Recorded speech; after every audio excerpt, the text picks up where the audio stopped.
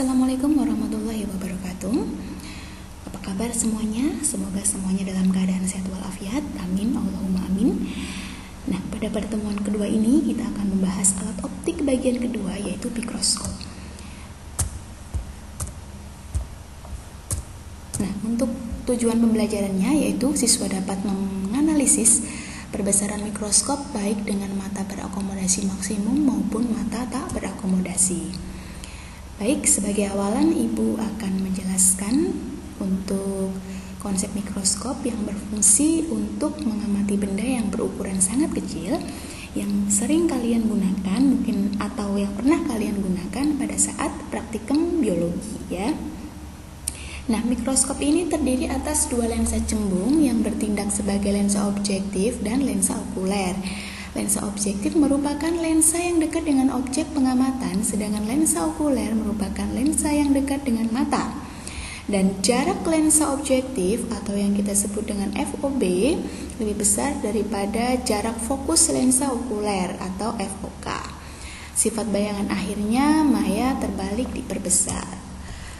Oke, jadi pada pengamatan dengan menggunakan mikroskop itu ada dua jenis pengamatan, yaitu pengamatan dengan mata berakomodasi maksimum dan mata tidak berakomodasi.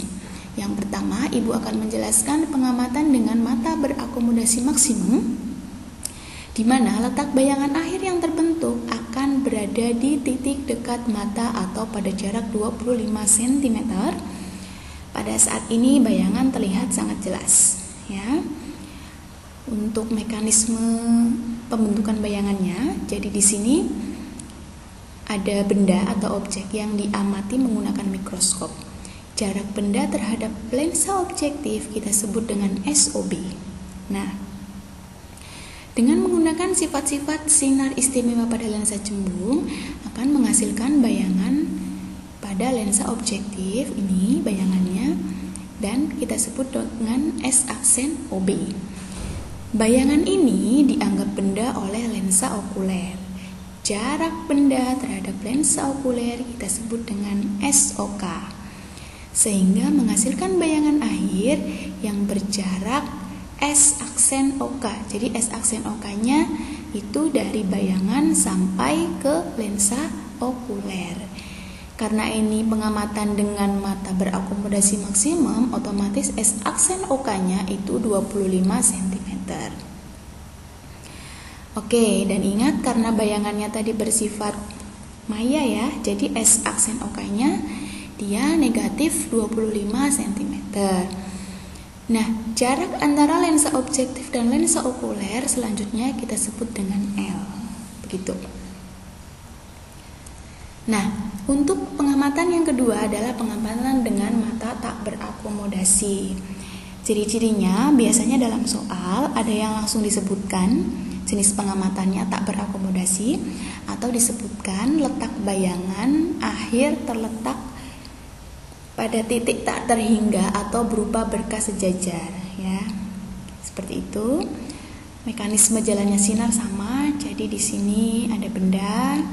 Jarak benda terhadap lensa objektif kita sebut dengan SOB, kemudian membentuk bayangan. Nah, bedanya kalau pada mata tidak berakomodasi, bayangan yang dibentuk oleh lensa objektif itu jatuh tepat pada FOK ya. Seperti itu, dan jarak bayangan terhadap lensa objektif sama seperti tadi kita sebut dengan S aksen OB. Nah, jadi bayangan yang dibentuk oleh lensa objektif dijadikan benda oleh lensa okuler dengan jarak SOK yang sama dengan FOK ini ya. Bayangannya terbentuk di mana? Bayangannya terbentuk pada jarak tak terhingga yang digambarkan dengan garis-garis sejajar seperti ini ya. Jadi pada mikroskop itu biasanya soalnya dalam bentuk soal cerita atau dalam bentuk gambar. Kalau soalnya dalam bentuk gambar dan gambarnya itu bentuknya itu bayangannya berpotongan di satu titik ini seperti ini, maka dia mata berakomodasi maksimum. Tapi kalau bayangannya itu tidak terbentuk atau berkas sejajar seperti ini, berarti dia mata tak berakomodasi. Seperti itu. ya. Walaupun pada soal tidak dijelaskan keterangannya. Nah, untuk rumus pembentukan bayangan mikroskop ini sudah saya jelaskan di sini ya. Jadi ada dua, yaitu perbesaran bayangan total dan panjang mikroskop. Untuk mata berakomodasi dan tak berakomodasi atau rileks ya. Jadi untuk baik mata berakomodasi dan tak berakomodasi, M totalnya sama rumus umumnya, MOB kali MOK. MOB itu perbesaran oleh lensa objektif, MOK perbesaran oleh lensa okuler. Sama ya.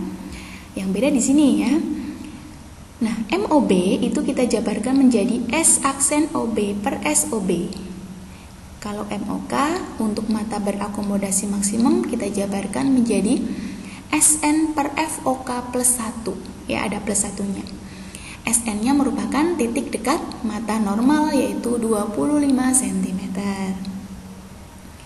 Kalau mata tak berakomodasi, dia MOK-nya hanya SN per FOK tanpa plus 1, bedanya hanya itu.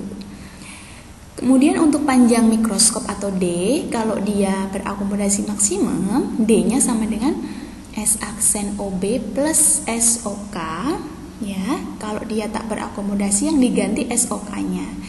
Tadi saya sudah jelaskan ya bahwa SOK dia sama dengan FOK pada mata tak berakomodasi, gitu ya. Kemudian catatannya di sini S aksen OK atau jarak bayangan akhir yang terbentuk terhadap lensa okuler itu adalah min SN atau sama dengan jarak titik dekat mata yang sifat bayangannya maya, berarti negatif 25 cm. Kemudian kalau pada mata tak berakomodasi, jarak bayangan akhirnya ini sama dengan pada jarak tak terhingga dan nilai SOK sama dengan FOK. Begitu. Supaya lebih jelas, ini di sini Ibu sudah tuliskan keterangan semuanya. Kemudian ini adalah persamaan tambahan atau persamaan dasar yang sebenarnya sudah pernah dipelajari waktu kalian SMP ya, waktu belajar cermin dan lensa. Dulu kan pernah belajar 1/F sama dengan 1/S plus 1/S aksen. Nah, sekarang kita pakai lagi. Tapi bedanya kita tambahkan variasi fokus objektif, fokus okuler gitu ya. Jadi kalau kita pakai rumus yang 1/FOB, semua indeksnya juga pakai variabel objektif. Kalau kita pakai indeks okuler, berarti semuanya pakai variabel yang diketahui pada lensa okuler itu ya. Keterangannya sudah ada di sini semua. Lanjut. Contoh soalnya diketahui yang pertama, sebuah mikroskop yang mempunyai jarak fokus objektif dan okuler berturut-turut 5 dan 50 ya. Kemudian apabila sebuah benda diletakkan pada jarak 6 cm dari lensa objektif, berarti itu adalah SOB sama dengan 6. Yang ditanya adalah panjang mikroskop D apabila mata tidak berakomodasi ya. Oke, ini soalnya sudah jelas ya, ada keterangannya tidak berakomodasi. Kalian tinggal memasukkan saja ke persamaan. Karena dalam D itu dia butuh S aksen OB, otomatis kita harus mencarinya dahulu dengan persamaan 1/FOB sama dengan 1/SOB plus 1/S aksen OB.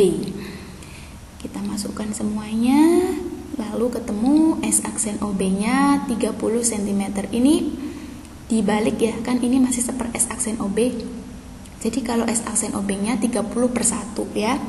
Kita masukkan rumusnya. Kalau tak berakomodasi, D-nya sama dengan D-nya sama dengan S aksen OB plus FOK. Ketemu 80 cm ya. Oke, selanjutnya untuk contoh yang kedua diketahui jarak fokus lensa objektif 10 mm, jarak fokus lensa okuler 5 cm. Ini satuannya berbeda, harus disamakan. Boleh milimeter semua, boleh sentimeter semua.